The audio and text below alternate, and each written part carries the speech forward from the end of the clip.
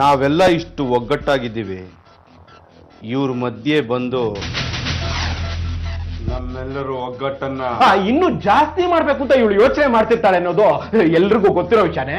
ಅದನ್ನ ದೊಡ್ಡದಾಗಿ ನೀನೇನು ಹೇಳ್ಬೇಡ. ಏನ ಬೆಳಗ್ಗೆ ಎದ್ದು ಮಾಡೋಕೇನು ಕೆಲಸ ಇಲ್ವನೋ ನಿನ್ಗೆ? ಈ ಕೆಲಸ ಹಚ್ಚಿದ್ದು ನೀವೇ ಅಲ್ವಾ? ಏಯ್, ನಾನೇನೋ ಹೇಳಿದ್ರೆ ನೀನೇನೋ ಮಾಡ್ತೀಯ? ಹೋಗಿ ಜ್ಯೂಸ್ ತಗೊಂಬಾರ. ಈಗ ತಾನೇ ಕುಡ್ದಲ್ರಿ, ನನ್ಗೆ ಇನ್ನೊಂದು ಜ್ಯೂಸ್ ಬೇಕು ಕುಡಿಯೋಕೆ. ಸಾಲೋ ಹರಟೆ.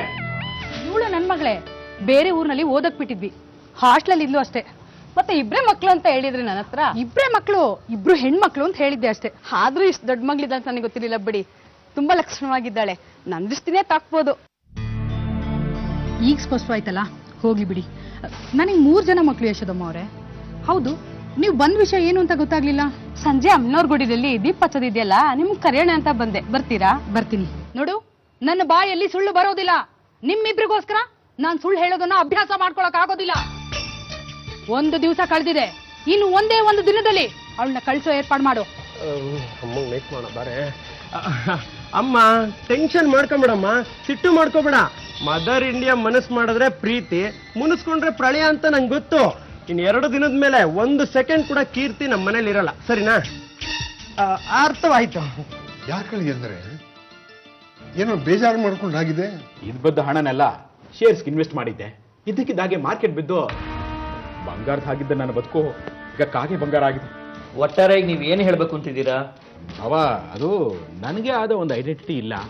ಫಿಕ್ಸೆಡ್ ಬಾಂಡ್ ನಲ್ಲಿ ಇದ್ದಿದ್ದೆಲ್ಲ ಶೇರ್ ಮಾರ್ಕೆಟ್ ಅಲ್ಲಿ ಅಂಬೋ ಅಂದ್ಮೇಲೆ ಆ ಕಡೆ ಹಣವೂ ಇಲ್ಲ, ಈ ಕಡೆ ಕೆಲಸವೂ ಇಲ್ಲ ಅಂತ ಆಗಿದೆ. ನನಗೂ 4-6 ಜನ ಮರ್ಯಾದೆ ಕೊಡೋ ಹಾಗೆ ಒಂದು ಗೌರವಯುತವಾದ ಸ್ಥಾನ ಬೇಕು, ನನಗೆ ಕೆಲಸ ಬೇಕು ಮಾವ.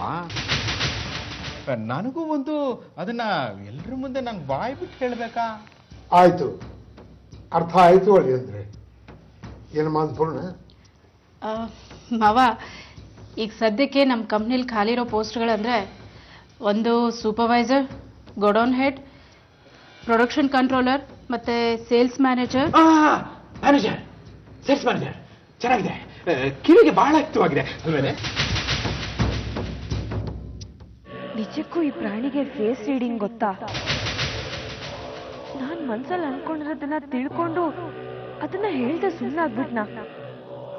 ಯಾವ್ದಕ್ಕೂ ಇವನ್ ಬ್ರೈನ್ ವಾಶ್ ಮಾಡಿ ಇಟ್ಕೋಬೇಕು. ಅಣ್ಣ, ನಾನು ನಿನ್ನ ಅಣ್ಣಲ್ಲ, ಡೌಡಾ. ನಾನಣ್ಣ, ಗಾಯತ್ರಿ.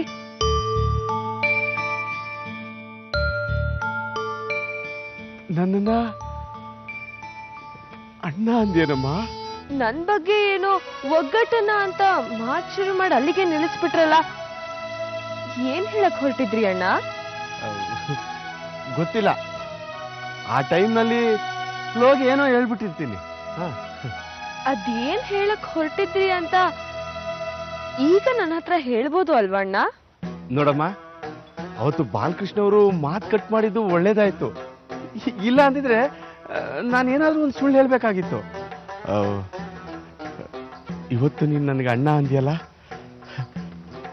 ಆ ಮಾತು ಕೇಳಿದ್ಮೇಲೆ ನನ್ನ ಮನಸ್ಸು ಹೇಳ್ತಿದ್ಯಮ್ಮ, ಈ ಮನೆ ಒಗ್ಗಟ್ಟನ್ನ ಇನ್ನು ಜಾಸ್ತಿ ಮಾಡಕ್ ನೀನ್ ಬಂದಿದ್ಯಾ. ಹಾಗಾದ್ರೆ ನಿಮ್ಗೆ ಫೇಸ್ ರೀಡಿಂಗ್ ಅನ್ನೋ ದೇವರಾಣೆ ಬರೋದಿಲ್ಲ.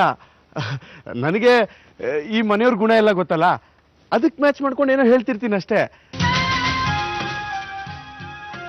ಈ ಒಗ್ಗಟ್ಟಿನ ದೇಗುಲದಲ್ಲಿ ನಂದು ನಿತ್ಯ ನಗುವಿನ ಪೂಜೆ. ನನ್ನ ಅಳುವಿನ ಪೂಜೆ ಶುರುವಾದ್ಮೇಲೆ ಆ ನಗುಗೆ ಜಾಗ ಇರಲ್ಲ ಬಿಡಿ. ಒಟ್ನಲ್ಲಿ ನನ್ನ ಡೌಟ್ ಕ್ಲಿಯರ್ ಆಯ್ತು.